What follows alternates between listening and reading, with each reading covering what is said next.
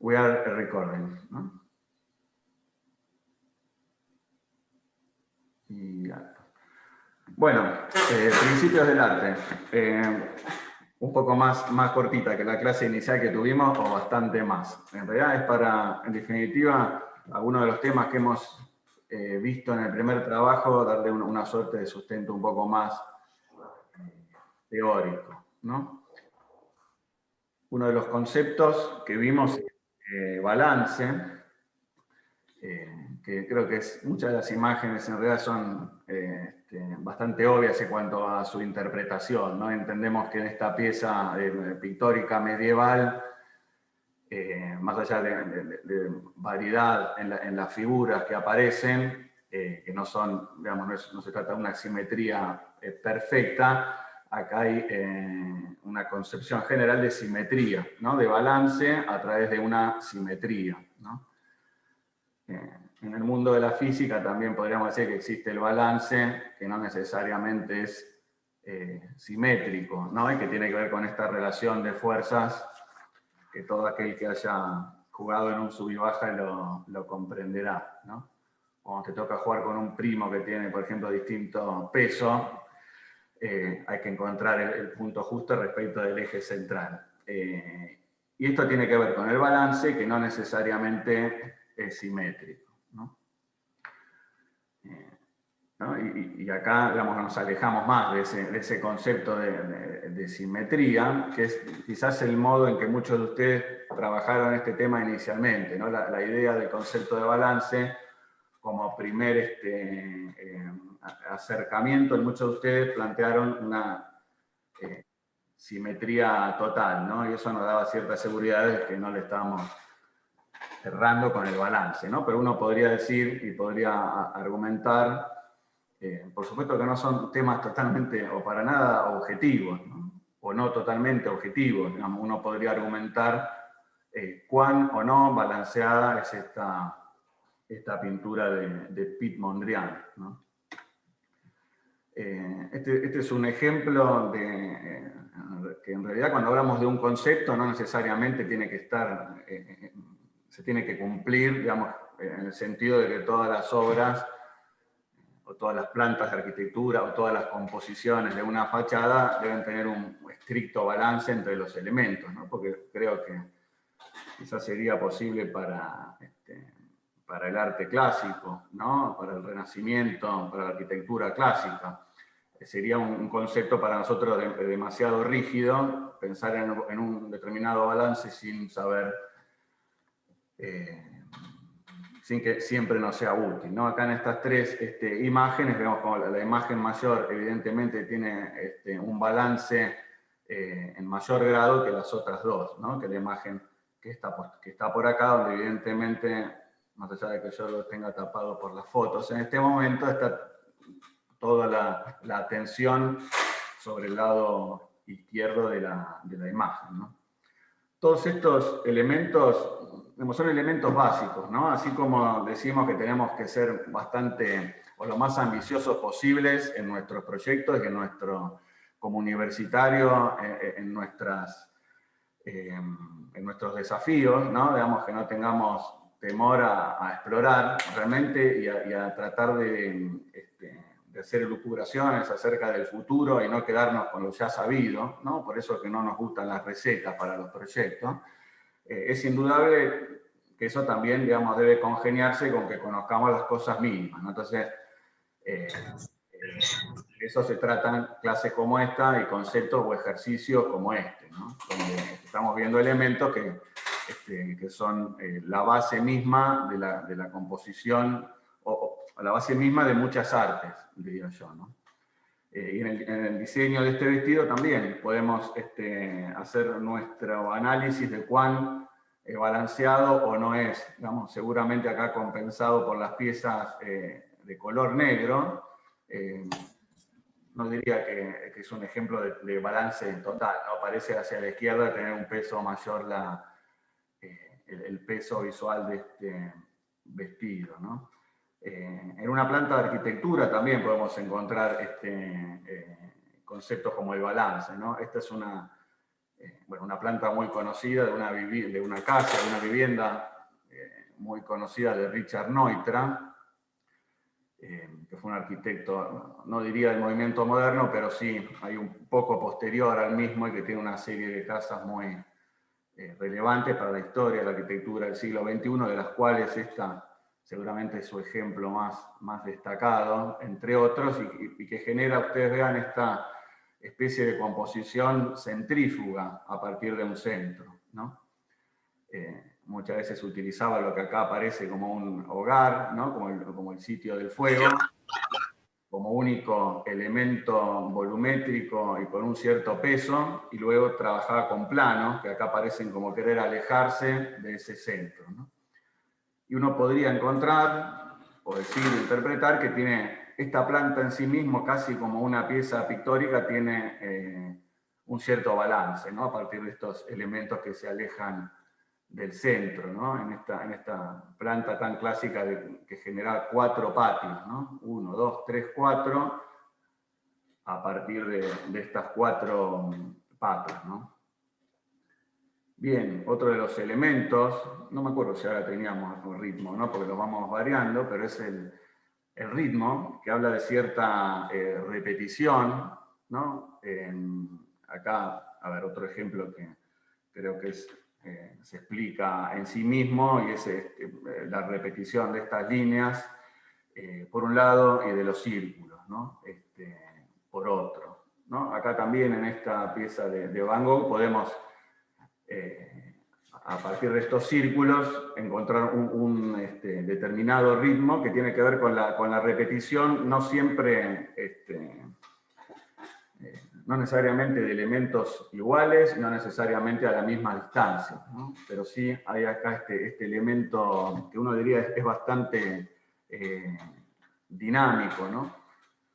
Y este es un ejemplo también de, digamos, quizás no tradicional de ritmo, ¿no? Que uno entiende quizás a ver más claramente en los ejemplos anteriores, pero acá esta linealidad, digamos, a partir de esta forma circular, ¿no? Que uno puede empezar a recorrer visualmente como desde el centro, o puede comenzar a recorrer desde la periferia o desde la circunferencia, nos lleva a recorrer esta pintura con un determinado ritmo, ¿no?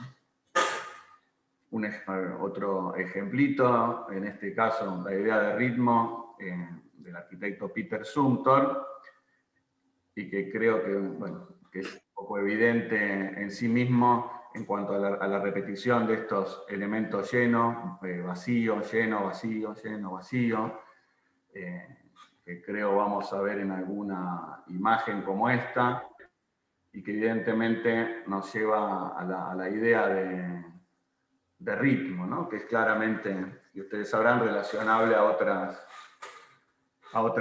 artes, ¿no? Como la música, quizás como ejemplo más clásico, acaso por la temporalidad que tiene intrínseca la música, ¿no?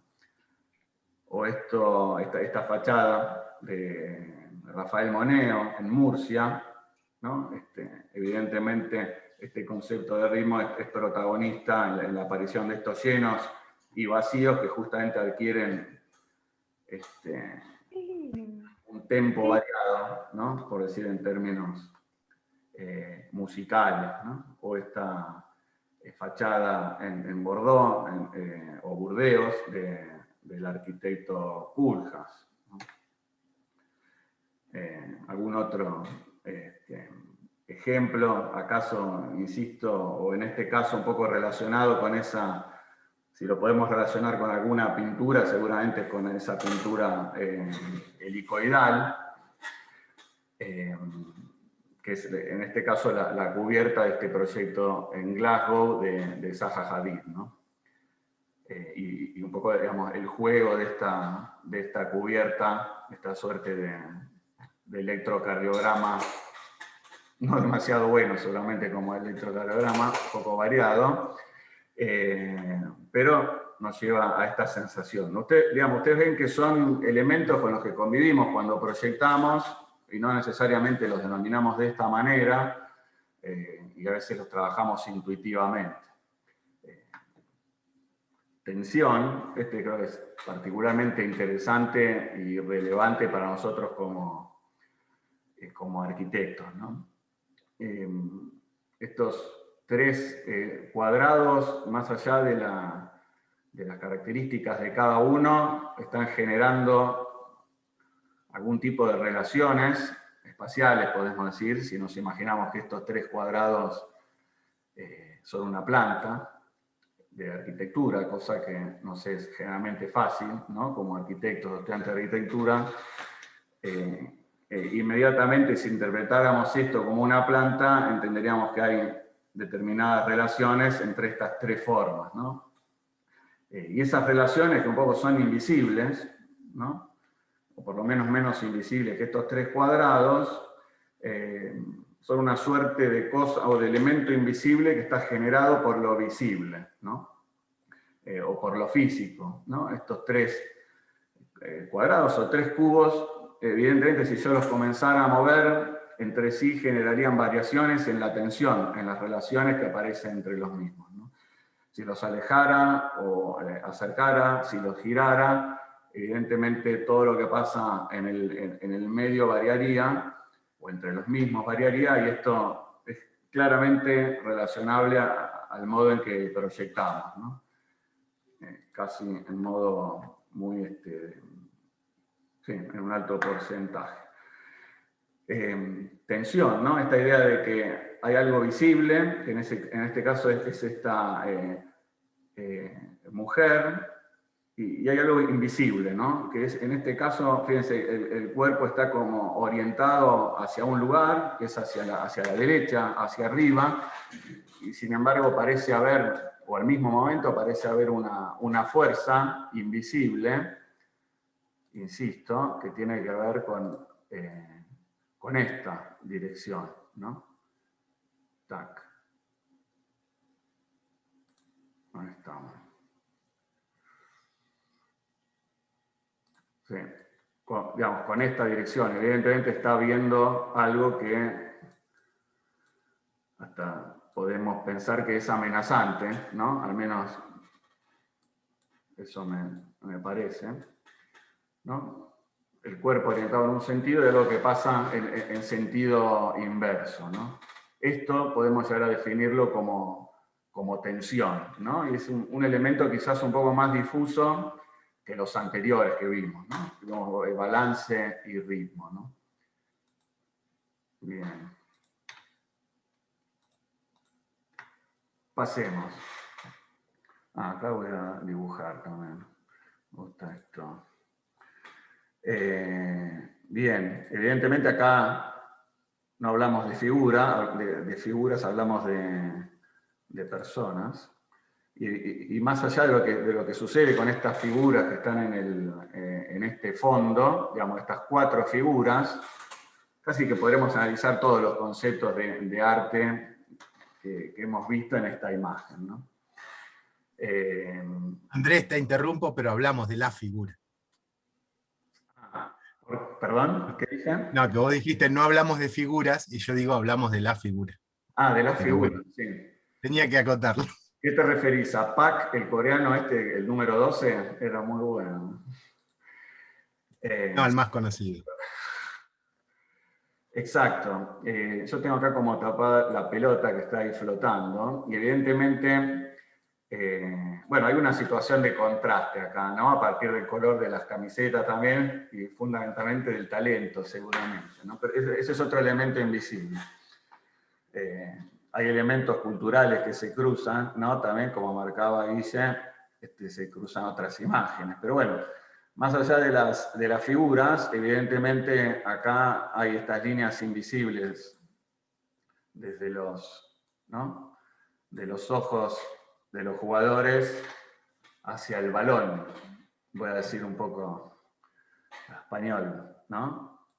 Y de esto se trata, digamos, la tensión, ¿no? O también podemos vislumbrar que va a haber un movimiento o que va a suceder algo, ¿no? En este caso. Y evidentemente el centro, si bien el centro compositivo quizás no sería aquí la pelota, a partir de esta imagen de todos los jugadores mirando la pelota y un poco también con sus cuerpos acompañando la situación de la pelota, hacen que el centro esté aquí mismo, ¿no? En el balón, ¿no? Bien. Eso es la tensión, ¿no? También los desafiaría un poco a que pensemos, un poco que relacionemos esto mismo con nuestra disciplina, que es la arquitectura, ¿no? Y que no siempre lo voy a hacer o lo vamos a hacer específico, y uno puede llegar a decir, bueno, ¿qué tiene que ver esto con nuestro métier? Creo que uno de los temas es hacer nuestros propios procesos mentales como para relacionar temas, y cuanto más relacionemos disciplinas o distintas disciplinas con la arquitectura, va a ser como más rico nuestro aprendizaje, ¿no? Este ejemplo es un poco distinto de tensión, en realidad, porque no tiene que ver con esa idea como de elemento invisible, sino que fundamentalmente lo ponía como un ejemplo de la tensión en otro sentido, ¿no? Acá hay como una suerte de contraste, que yo lo llamaría tensión también en este caso, entre dos elementos como bastante disímiles, ¿no? Que es el banquito, ¿no? Estático, hasta exagerado en lo estático, no sé si han elegido el banquito por eso, pero podemos especular que sí, por su propio diseño, ¿no? Que evidentemente habla de una gran estabilidad en cierto sentido, ¿no? Y en contraste o en tensión con un elemento que por el contrario es dinámico, desde el material es más tecnológico, entre comillas, y es móvil, ¿no? O gira, en este caso. Aquí también podemos hablar de tensión, ¿no? Como en alguna de nuestros proyectos podemos lograr tensión a partir de relaciones entre materiales, ¿no? O distintas partes de un proyecto, ¿no? Digamos, ¿de qué manera logro la unidad, ¿no? Entre dos elementos tan distintos? Pero bien, no vamos a ahondar mucho más en esto. Algún ejemplo más como hemos visto en todos los... no puedo mover esto. Ahí estamos. Como hemos visto en todos los ejemplos, algo más arquitectónico. Ahí metiste ritmo ahí. Metí ritmo, exacto. ¿Ves cómo todo? Ahí metimos ritmo. Esta es la Piazza de Campidoglio, en Italia, en Roma, de Michelangelo, que ya lo van a conocer. Y acaso, aparte, digamos, del proyecto, de cada una de estas piezas, esta piazza ha sido muy estudiada en relación a lo que pasa por aquí, ¿no? Y de qué manera cuidadosamente estos dos volúmenes están girados de esta manera para lograr una tensión acaso más rica y menos rígida en relación a esta pieza que indudablemente es central, porque digamos, accedo por esta escalinata, ¿no? Creo que es bueno, ya lo van a conocer, es un ejemplo clásico de Michelangelo, en este caso de la arquitectura manierista, ¿no? Que buscaba, digamos, subvertir en cierta manera algunos de los conceptos del Renacimiento, si esto hubiera sido una... Estoy haciendo un lío con las herramientas terribles, ¿no? No, si hubiera sido seguramente una piazza renacentista, hubiéramos tenido como este cuadrado como forma más pura, y en el centro no hubiéramos tenido una elipse, sino hubiéramos tenido un círculo, ahí, ¿no? Bien, y esto en definitiva, esta variación de las formas también está jugando con la relación de los distintos edificios, de las distintas piezas sólidas, cambiando sus relaciones de tensión, ¿no? Patrón es uno, no sé si lo teníamos este año, insisto, pero no importa. Patrón es, digamos, otro de los elementos como clásicos o principios del arte, en este caso a partir de la repetición de esta forma n veces, como diría un profe de matemáticas, esto repetido n veces está generando como un patrón, un ejemplo clásico de patrón. Tac. O, en este caso, una fachada como muy estudiada a fines de los años 90, que es el Instituto del Mundo Árabe del arquitecto Jean Nouvel en París, ¿no? Que un poco con alta tecnología, en realidad, repetía a partir de este patrón de fachada, de este módulo, la composición de toda su fachada, ¿no? Y un poco también, seguramente haciendo referencia a los patrones existentes en la arquitectura de origen árabe. Este es el Instituto del Mundo Árabe en París, y la arquitectura tradicional árabe hace un uso muy... los patrones y la repetición tienen un valor, un protagonismo muy importante, ¿no? Y acá se verifica en estas geometrías o en estos círculos que se repiten con determinados arreglos o patrones, ¿no? Ahí estamos. Bien, otro ejemplo creo que clásico dentro de la arquitectura de lo que significa el concepto de patrón. Esto es el orfanato de Ámsterdam, o un orfanato que no recuerdo el nombre, pero está en Ámsterdam. Es un proyecto del arquitecto Aldo Van Eyck, perteneciente a un grupo que se llamó el Team 10 o el Team 10, un poco posterior al movimiento moderno de Le Corbusier, Mies and Company. Y ven que de qué manera la composición de la planta, que tiene estos elementos que son aulas, que estoy marcando aquí en rojo, y otros elementos que son más de uso común, que pasan por acá, por estos techitos, y luego espacios vacíos, dejan de ser o no son una composición clásica cerrada en sí mismo, sino que más bien son la repetición de estos patrones, ¿no? El elemento del cuadrado o del volumen cúbico más alto, que es el aula, los espacios más bajos, con estos techitos, que son una fracción, parecen ser un tercio cada uno de estos techitos del techo más grande, y los patios, ¿no? Esta es una composición que a partir de esas relaciones podría casi crecer infinitamente, o podría crecer mucho, digamos. Porque, insisto, no es una composición como cerrada en sí misma, ¿no? Bien, borremos. Unidad, ¿no? Acá un ejemplo que parece como explicarse en sí mismo. Esto es lo que en la arquitectura tradicional inglesa se llama como crescent, le decimos en Argentina muchas veces, ¿no? Y es bueno, hay varios principios involucrados, como repetición y demás, pero evidentemente no hay duda que lo primordial en nuestra percepción de esta pieza tiene que ver con una unidad, ¿no? Lo primero que en definitiva percibimos es esta forma o esta megaforma, ¿no? Antes de entrar a comprender o antes de que nuestro cerebro comience a entender los detalles, ¿no? Estas son como unas grandes piezas que deben tener 250 metros, ¿no? Son como muy clásicas de una época del siglo XIX, diría, en Inglaterra, o quizás un poco anterior también, ¿no?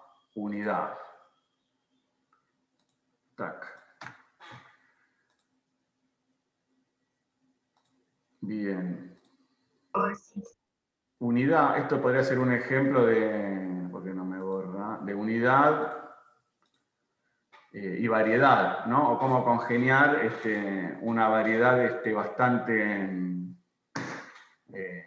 acentuada entre los distintos elementos en cuanto a colores, en cuanto a formas, que digamos, son los elementos que están por aquí en el perímetro, y al mismo momento, del mismo modo generar una percepción de unidad de la forma, ¿no? Y creo que esto es evidente y tiene que ver con el concepto mismo de esto que fue una especie de logo para una campaña en la India, cuyo nombre era Muchas religiones y un nombre, ¿no? Entonces, en realidad estos son elementos o símbolos de distintas religiones de la India, y como al mismo momento son una unidad que es un país, ¿no? Y es lo que en definitiva nos sirve para ilustrar esta idea de que unidad no quiere decir que trabajo solamente con un tipo de elementos, ¿no? O con algo que es tan, como el ejemplo anterior, donde es quizás un ejemplo más clásico, ¿no? Énfasis, que también podríamos denominar contraste. Seguramente énfasis, digamos, está más relacionado con un elemento resalta respecto del resto, ¿no? Y creo que no exige más. No exige más explicación, ¿no? Como paragüita. Es contraste, pero lo llamaba aquí énfasis porque evidentemente está puesto el foco en algo en relación al resto, ¿no? O acá un ejemplo un poco más complejo para leer, pero que seguramente a partir del color, de la posición de la figura y fundamentalmente de la luz, ha manipulado el artista o el pintor, en este caso, para resaltar la figura de la mujer, evidentemente, ¿no? Diría fundamentalmente desde la luz, ¿no? En este caso, y cómo aparece contrastante con el fondo un tanto más oscuro, ¿no? De nuevo, son temas que aparecen en arquitectura y los venimos trabajando siempre, y en realidad todos estos temas los conocemos, creo que desde que somos niñas, ¿no? Aunque no los hayamos definido, ¿no? Énfasis, en este caso, esta obra, este campus de una universidad, si no me equivoco, no, este es otro, no es el del campus, pero es un proyecto de Culjas, donde ya, digamos, a partir de la forma y del color, está generando un énfasis en todo este mundo interior, de este gran espacio único de esta obra de arquitectura, ¿no? Y también lo hace a partir de representar esta piel con un color contrastante con el interior, ¿no? Bien, contraste.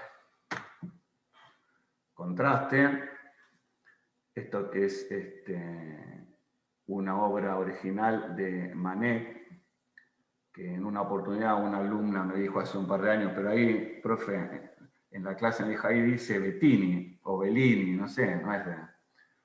Bueno, en realidad es una réplica esto. No pudimos comprar la original, tuvimos que traer la de Bellini, pero el original, porque esto es todo material original que mostramos, por supuesto. Y contraste da, digamos, en este caso evidentemente hay como un tema de frío y cálido, ¿no? Acá contraste a través del color y a través de las sensaciones de este atardecer en Venecia, y el contraste entre el azul frío del cielo y del agua del mar o de los canales, y este rojo naranja del atardecer, ¿no? Esto es contraste. Contraste también seguramente uno de los mejores modos de comenzar o de intentar explicar esta torre que está en Boston y que es de los años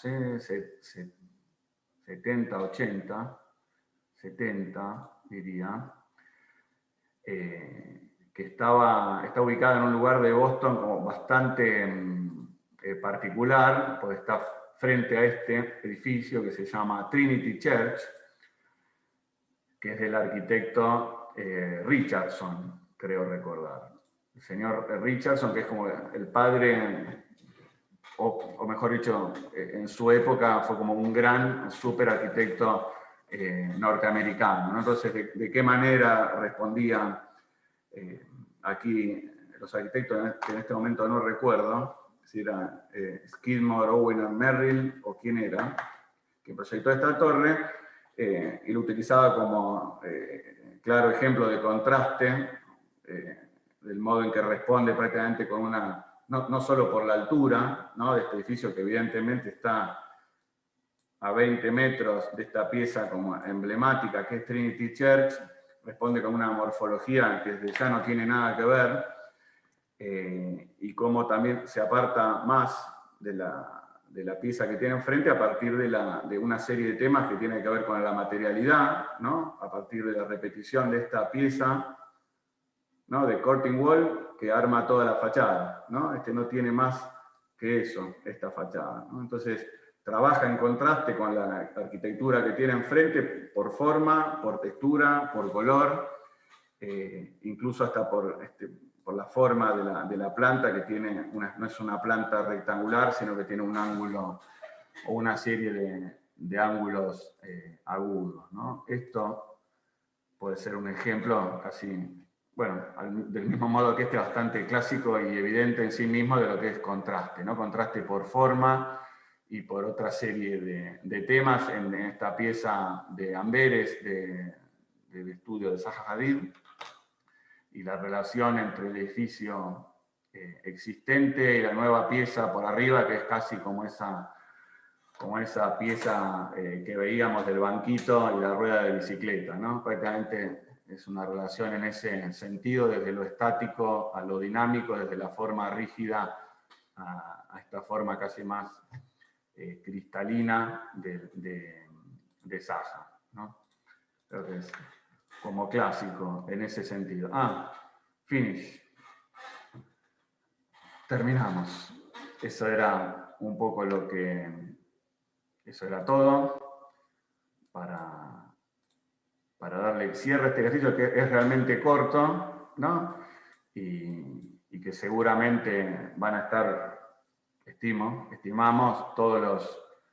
en realidad es un ejercicio que si entregan todos los materiales en tiempo y forma, es un ejercicio que va a estar bien, ¿no? Que no va a estar desaprobado de ninguna manera porque fue rápido, y lo que sí evaluamos es que hayan estado presentes en las poquitas clases que hemos tenido razonablemente, y que también, bueno, que entreguen el trabajo, ¿no? Por eso tiene esta característica un poco especial, que es ver la teoría después de la práctica, ¿no? Y creo que cada uno de nosotros, en este caso en particular, nos sirve para asimilarlo de mejor manera, ¿no? Si hubiéramos tenido esta clase inicialmente y luego hacemos el ejercicio, ya hubiéramos estado como más condicionados.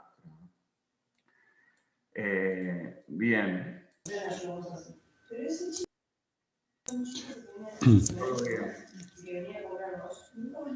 ¿Qué tal? ¿Cómo andan? ¿Qué haces, Martín? Bien, todo bien. How are you? Fine.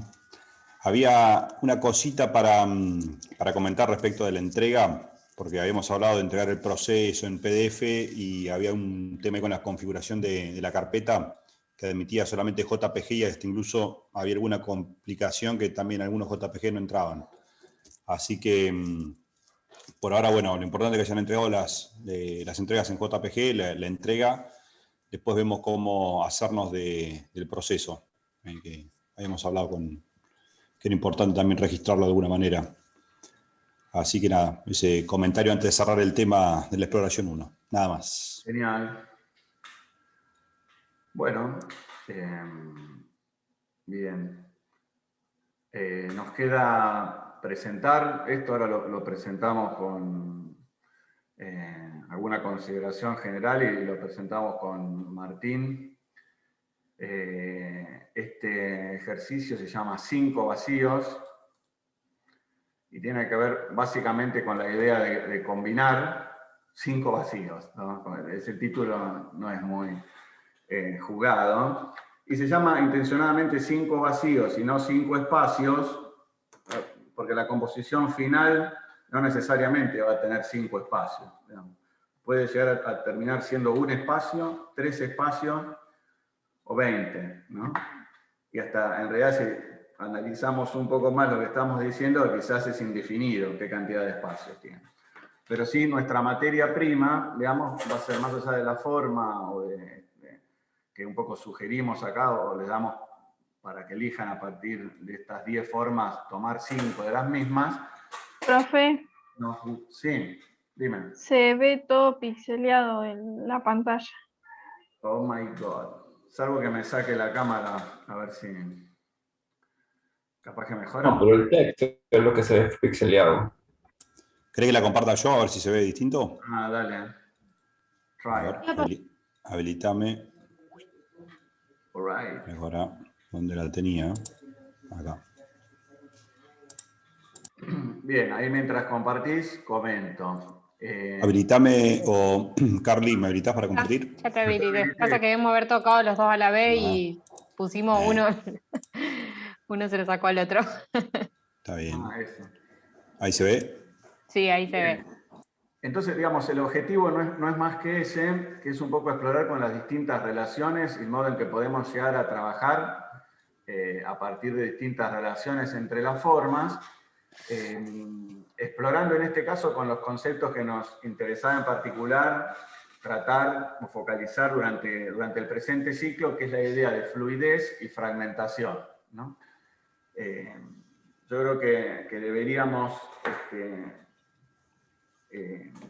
ver de qué manera, digamos, nos alejamos seguramente de la idea de que hay una adentro y una afuera, y solamente espacios como estancos, y un poco exploramos esta idea como de gradación de espacios, ¿no? De espacios intermedios, de espacios que nos, casi intermedios diría, entre lo fluido o entre lo conectado, entre lo flexible, y por otra parte lo más estanco, lo más fragmentado, lo más compartimentalizado, ¿no?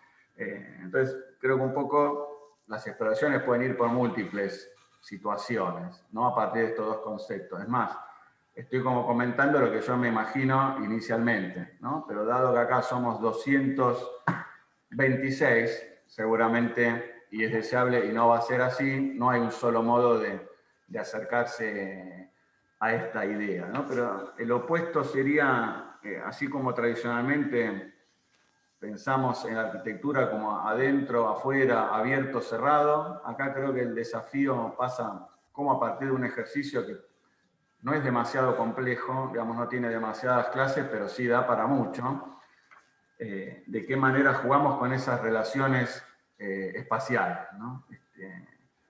Uno podría claramente pensar que estamos jugando también como con relaciones entre espacios públicos y espacios privados, ¿no? A ver, en una vivienda, y acá me meto un poco como en la función, podríamos tener un espacio social, o sea, un living, un espacio social y una puerta que abre a una habitación, ¿no? Eso sería prácticamente una separación como bastante tajante entre público y privado, ¿no? Yo le pongo una etiqueta, esto es el living, esto es una habitación, en una casa bastante simple, ¿no? ¿De qué manera podemos explorar situaciones espaciales que un poco nos alejen de esa concepción tradicional, ¿no? Y lo dejamos ahí. Después va a haber múltiples maneras, ¿no? Este ejercicio lo venimos realizando como año a año con distintas variaciones de escala, de formas y demás. Y creo que estaría bueno ver cómo lo realizamos focalizando en ese tema, ¿no? Tenemos después dos escalas, ¿no? Plantear el ejercicio, explorar dos escalas diferentes. ¿Qué quiere decir esto? ¿Qué quiere decir esto, Martín? Quiere decir tenemos ensayado perfecto. que en un principio, en un principio importa la construcción de esos espacios, de los que hablamos, esos vacíos, y explorar las combinaciones independientemente de cuánto miden y ensayar sobre el espacio. Y después incorporarle a ese espacio que creamos la escala humana, en la cual ustedes van a proponer la escala humana. Ahora, algunos imaginará que esa, bueno, no queremos, me parece que lo interesante de esto es que lo vayan descubriendo. Claro. Pero la intención es que ustedes incorporen y propongan la escala humana en ese vacío y ver qué es lo que pasa, cómo cambia también un poco la percepción del espacio que ustedes generaron en función al tamaño del observador. Claro, No. digamos, por ahí decíamos que esto tenía altura de 8 centímetros, ¿no? Después nos vamos a imaginar qué altura esto es una maqueta que representa la realidad, ¿no? Entonces va a tener, no tiene tamaño real, ¿no? Entonces, ¿de qué manera exploramos para decir, bueno, qué sucede si una persona es este tamaño, ¿no? Así, que podría ser una escala, o esto es así, ¿no? ¿Se entiende? Otra escala sería, bueno, ahí. No tomen como muy en serio que hay estas tres cosas, ¿no? Porque si no, parece que hay como tres opciones. Se puede manipular la escala para que con este volumen de 8 centímetros casi cambiamos en realidad la altura de las personas, ¿no? Y esto nos va a dar, digamos, desde el punto de vista espacial, situaciones distintas, ¿no? Evidentemente. Es más, si yo tuviera una persona que es así, ya tendría otra situación, ¿no? Casi que me alejo un poco de lo arquitectónico, ¿no? Y empiezo a hacer un mueble, esto, por decir de alguna manera. Pero bueno, esas dos escalas son libres, pero deberían ser intencionadas, ¿no? O sea, comenzar a probar con la manipulación de estas distintas alturas y ver qué nos interesa, ¿no? Quizás lo dibujamos grande y no nos gusta, o sí nos gusta, pero somos conscientes de lo que sucede, ¿no? En ese sentido. Somos conscientes que si hacemos una personita de este tamaño, ahí, chiquito, bueno, nada. Empieza a haber quizás una escala un poco inmanejable, ¿no? Porque si esto empieza a tener la altura de un edificio sin techo, bueno, seguramente las exploraciones no serán como tan extremas, donde una personita es minúscula acá y tiene un edificio de 40 metros, y tampoco será que aparezca un amigo de esta altura, ¿no? Porque ya nos aleja un poco de la arquitectura, ¿no? Pero así como digo esto, si lo quieren probar, pruébenlo, no pasa nada con esto. Bien, digamos, creo que lo más importante es ser, como no ser burocráticos y decir, bueno, tengo que probar dos, pongo un tipo grande, un tipo bajo, una tipa grande, un tipo bajo, sino que sea intencionado todo eso, ¿no? Y que hagan lo que, hasta diría lo que más les conviene para el modelo que trabajaron, digamos, de qué manera explotan en mayor medida la espacialidad que lograron cambiando la altura de la persona, ¿no? Podemos hacer lo que querramos. Casi que decimos, bueno, ¿qué logramos? ¿Dónde logramos como el punto perfecto que nos imaginamos la persona recorriendo o habitando estos lugares? Y es de una escala, los lugares que generamos, interesante.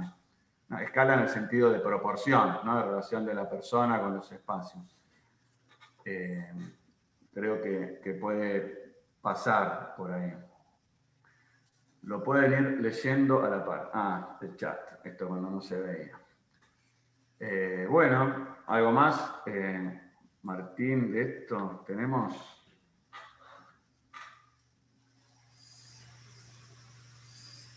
Andrés, una pregunta.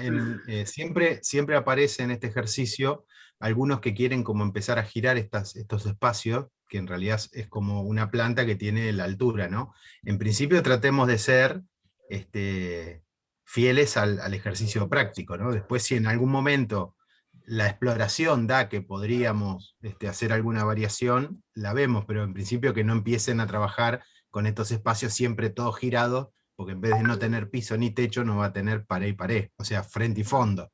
Tratemos de trabajar todos más o menos en el mismo sentido. Yep.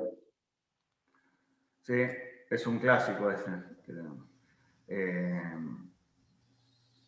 De los giros. Pero bueno. Pero también ha ocurrido, las figuras o los vacíos son esos. Claro. Pero con esto puedes hacer cualquier cosa, ¿no? O sea, cosas que nos vamos a sorprender cuando tengan todas las entregas, la variedad de temas que puede haber, ¿no? A partir de esto. Bueno, ¿qué tenemos? ¿Algo más? ¿Alguna duda? No, después una cosa que para que sea ordenado el trabajo también, vamos a trabajar en grupos de A3, ¿verdad? Como dice acá entonces, bueno, capaz que tendrían que organizarse los chicos porque capaz que son 3 personas que están en distinta ciudad, Entonces, bueno, tienen que buscar la manera de trabajar y que les sirva la experimentación a todos. Entonces, capaz que uno está trabajando con la maqueta, el otro está trabajando con un CAD o con un sistema para hacer 3D, y otro está trabajando en planta, ¿no? Con dibujo. Entonces, la idea es que ustedes puedan poner todos los argumentos gráficos que quieran.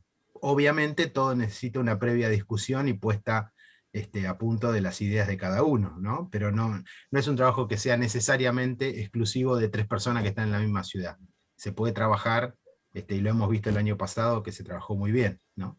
Pero bueno, el tema del grupo también indica que trabajen todos y que todos puedan aportar su parte. Sí, por eso es, digamos, este trabajo que veníamos haciendo en maqueta física hasta el año pasado, en que no, o en realidad tenemos las dos opciones, o hacer maqueta física, aquellos que se puedan o que se quieran reunir, pueden trabajar con cartón, que sí es importante que sea un solo material, o sea, Sí, eso iba a decir. o se puede trabajar en SketchUp o Y monocolor. monocolor. Lo que sea es monocromática y monomaterial. Por sobre todas las cosas, monocromática. No nos interesa ni los colores, ni la textura, Claro. ni nada. Nos interesa el espacio de por sí. Exacto. Espacio y luz. Empiecen a probar también cuando empiezan a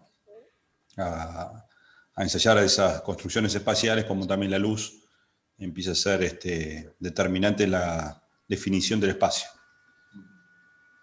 La luz natural, una lámpara, una linterna.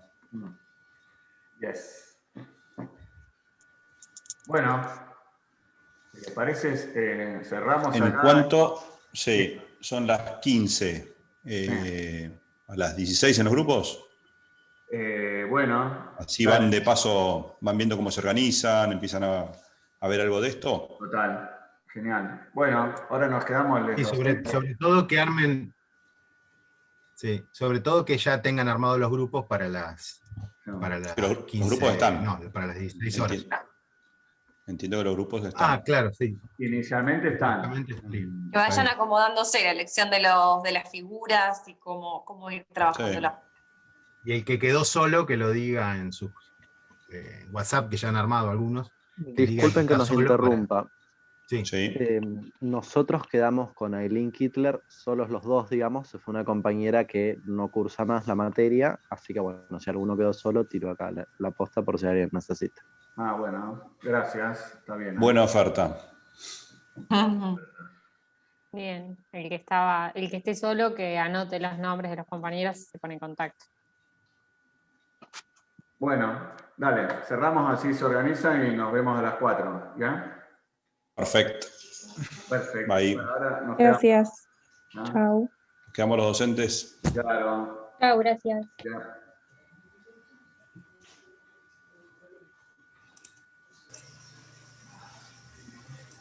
Ahí vemos quién estaba durmiendo, Claro. como siempre. ¿Quién se fue? Buenas tardes. ¿Los puedo molestar un segundo?